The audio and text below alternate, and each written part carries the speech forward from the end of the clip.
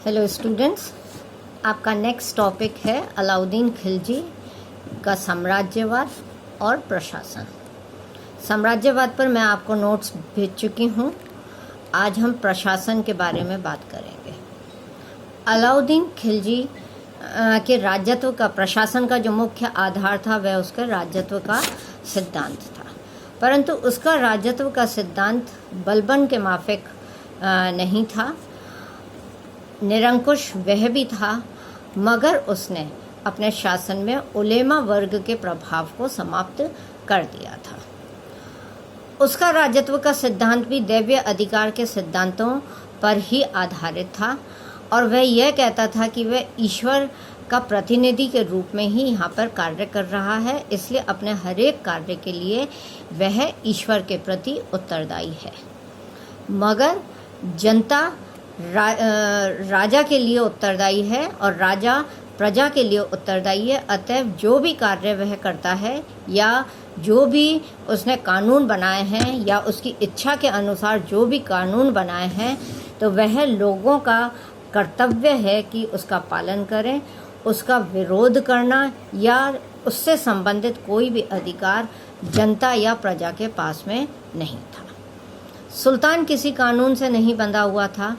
उसकी इच्छा वह जिस प्रकार चाहता था उसी प्रकार के कानूनों का निर्माण करता था और जनता उसका पालन करती थी।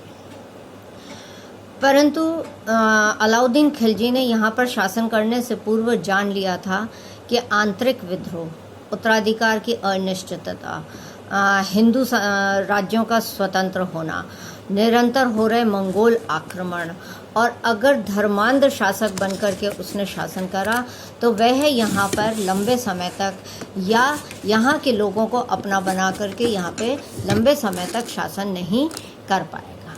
इसलिए इन आवश्यकताओं को और इन तथ्यों को ध्यान में रखते हुए उसने अपने राज्य में सबसे पूर्व अपनी इच्छाओं को उसने कानून का जामा पहनाया। दूसरा, उसने अपने प्रशासन में उलेमा वर्ग के प्रभाव को समाप्त कर दिया। बयाना के काजी मुगिसुद्दीन के साथ में जब वह एक बार बातचीत कर रहा था तो वह कहता है कि मैं नहीं जानता हूँ कि कानून धर्म से बने हुए होते हैं, मगर वो यह कहता है कि कानून का राजनीति से कोई भी संबंध नहीं होता है। मैं जो कुछ भी अपने राजनीति मीन्स धार्मिक राजनीति से कोई संबंध नहीं होता है और मैं जो कुछ भी अपने राज्य के लिए हितकर समझता हूँ, मैं वही कार्य और वही कानून अपने राज्य के लिए बनाता हूँ। इस प्रकार उसके इन विचारों से जहाँ एक ओर उसकी निरंकुशता नज़र आती है, वहीं दूसरी ओर हम देखते हैं कि अलाउद्दीन खिलजी ने जनता के हित को ध्यान में रखते हुए कानूनों का निर्माण किया था।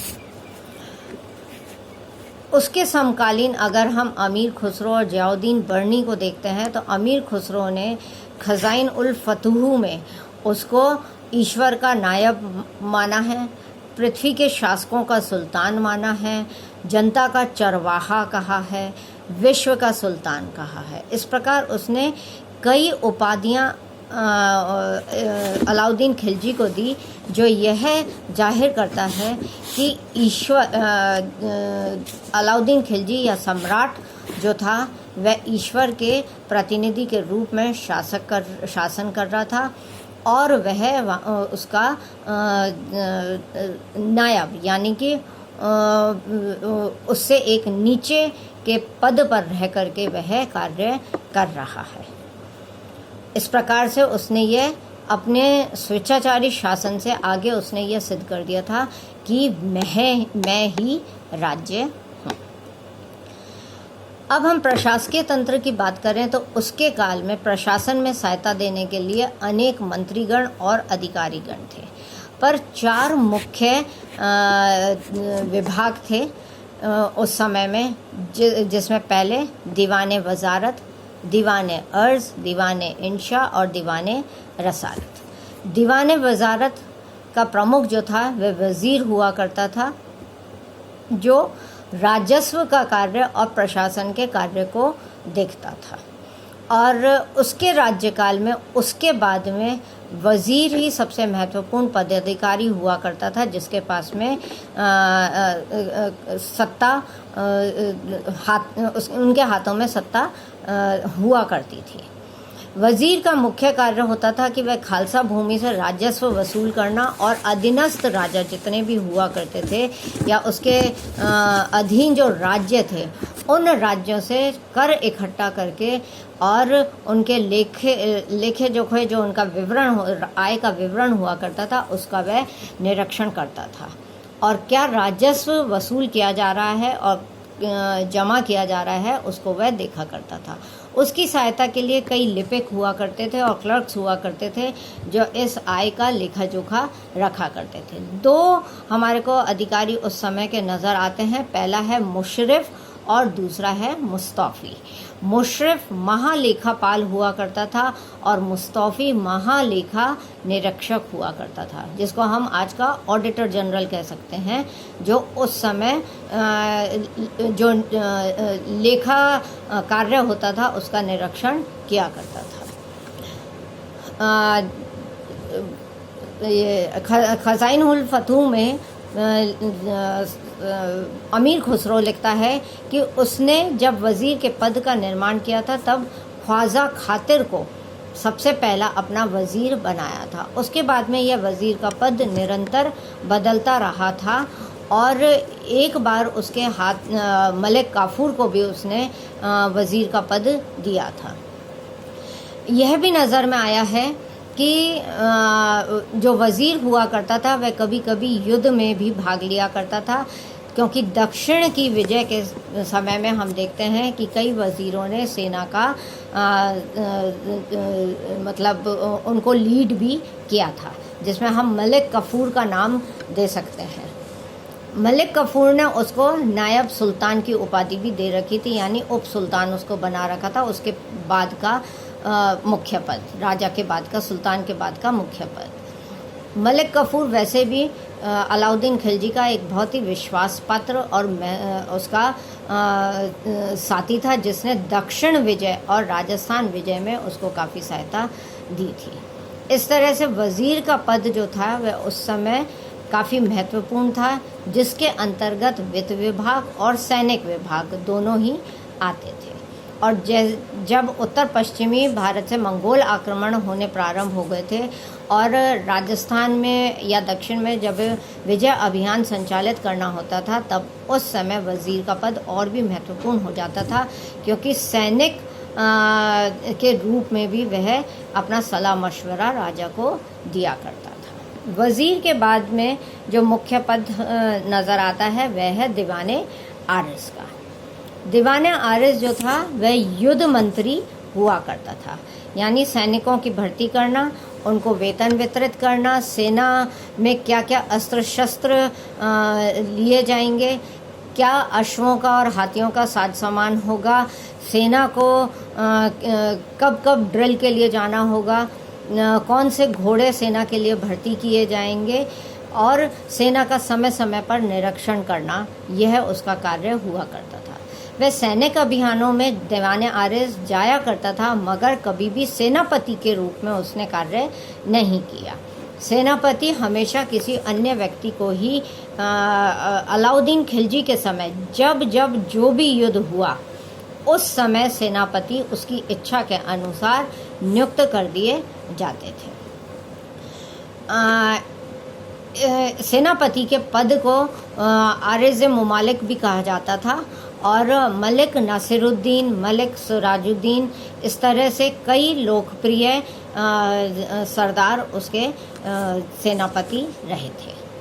प्रशासन में तीसरा पद महत्वपूर्ण जो था वह दीवाने इंशा का था, यानी शाही घोषणाएं करना, शाही पत्र व्यवहार करना, प्रांतपतियों को पत्र भेजना, पत्रों का प्रारूप तैयार करना कि किस प्रकार के पत्र भेजे जाएंगे, और सरकारी कार्य जितने भी होते थे उन सब का वह लेखा जोखा रखता था कि कब किसको किस प्रकार के पत्र हमें भेजने हैं।